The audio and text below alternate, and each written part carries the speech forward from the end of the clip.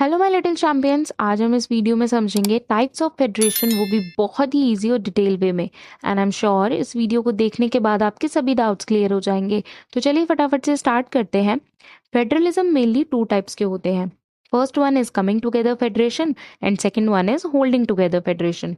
तो सबसे पहले हम समझेंगे कमिंग टुगेदर फेडरेशन के बारे में। कमिंग टुगेदर फेडरेशन में क्या होता है, जब अलग अलग इंडिपेंडेंट स्टेट्स मींस स्वतंत्र स्टेट्स या देश अपनी मर्जी से मिलते हैं एक बड़ी यूनियन बनाने के लिए, एक बड़ी कंट्री बनाने के लिए, तो उसे कहते हैं कमिंग टुगेदर फेडरेशन। अगर मैं आपको इसे और इजी वे में समझाऊं तो कमिंग टुगेदर फेडरेशन का मतलब है जब अलग अलग इंडिपेंडेंट स्टेट्स अपनी मर्जी से मिलते हैं और एक बड़ी यूनियन जैसे कि कंट्री बनाते हैं, तो उसे कमिंग टुगेदर फेडरेशन कहते हैं। नाउ द क्वेश्चन अराइजेज कि ये सभी स्टेट्स क्यों मिलते हैं, और अगर ये इंडिपेंडेंट स्टेट्स एक यूनियन या कंट्री बनाते हैं तो इससे इन्हें क्या फायदा। तो चलिए समझते हैं।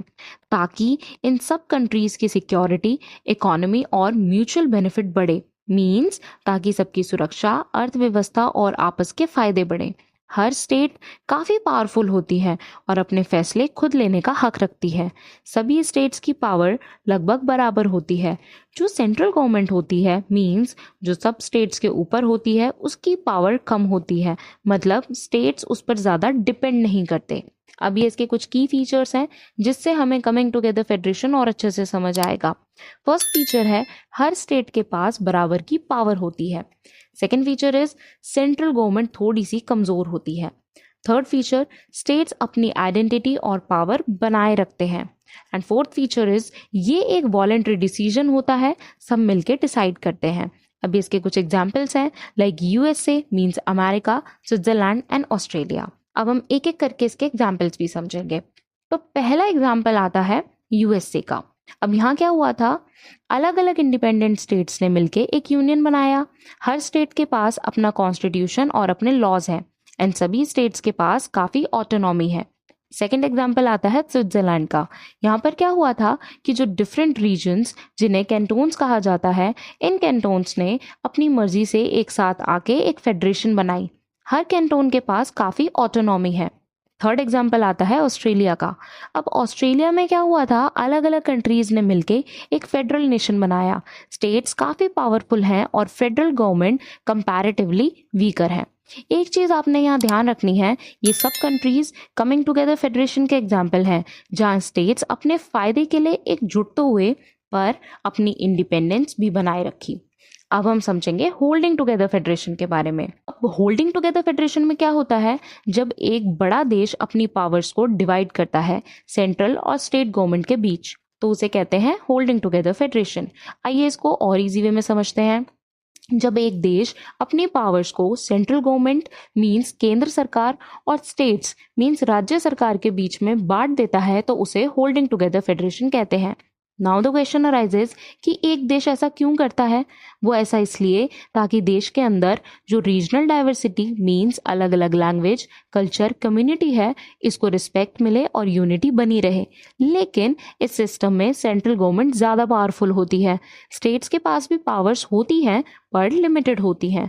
ये सिस्टम तब बनता है जब एक एग्जिस्टिंग कंट्री डिसाइड करती है कि पावर थोड़ी स्टेट्स को भी देनी चाहिए ताकि सब लोग खुशी खुशी रहें। अभी इसके कुछ की फीचर्स हैं जिससे हमें होल्डिंग टुगेदर फेडरेशन और अच्छे से समझ आएगा।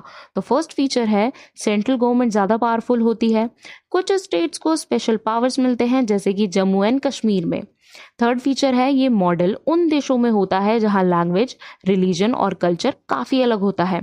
एंड फोर्थ फीचर इज इस मॉडल में पावर्स का बंटवारा कॉन्स्टिट्यूशन के जरिए होता है। अभी इसके कुछ एग्जाम्पल्स हैं like India, Spain and Belgium. तो सबसे पहले हम समझेंगे इंडिया का एग्जाम्पल। इंडिया एक क्लासिक एग्जाम्पल है होल्डिंग टुगेदर फेडरेशन का। इंडिया एक बड़ा और डाइवर्स देश है जिसमें अलग अलग लैंग्वेज, कल्चर और रिलीजन के लोग रहते हैं। इस यूनिटी को बनाए रखने के लिए पावर को सेंट्रल गवर्नमेंट और स्टेट गवर्नमेंट के बीच में बांटा गया। सेंट्रल गवर्नमेंट के पास ज़्यादा पावर्स होती हैं लेकिन स्टेट्स को भी अपने कुछ काम खुद डिसाइड करने का राइट दिया गया है, जैसे एजुकेशन, हेल्थ। ये सभी पावर्स का डिवीजन इंडियन कॉन्स्टिट्यूशन में क्लियरली लिखा हुआ है। सेकेंड एग्जाम्पल है स्पेन का। स्पेन एक ऐसा देश है जिसमें कुछ ऑटोनॉमस रीजन मीन्स खुद से चलने वाले रीजन्स हैं। इन रीजन्स के पास अपनी खुद की सरकार होती है।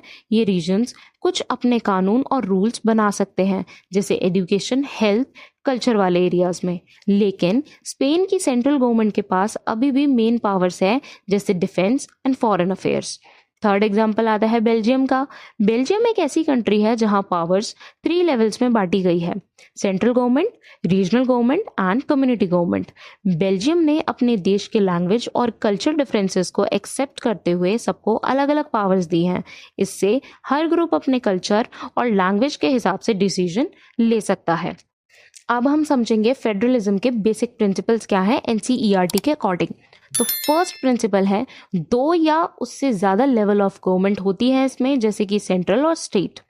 पावर कॉन्स्टिट्यूशन के थ्रू डिवाइड होता है। अलग जुडिशरी होती है जो डिस्प्यूट्स को सॉल्व करती है।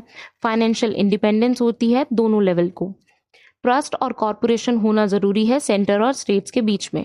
All right, hope it makes clear to you. अगर आपको इस क्वेश्चन की पीडीएफ चाहिए तो आप मेरे टेलीग्राम चैनल को फॉलो कर सकते हैं और मेरे टेलीग्राम चैनल का लिंक आपको वीडियो के डिस्क्रिप्शन बॉक्स में मिल जाएगा। So stay tuned and thanks for watching.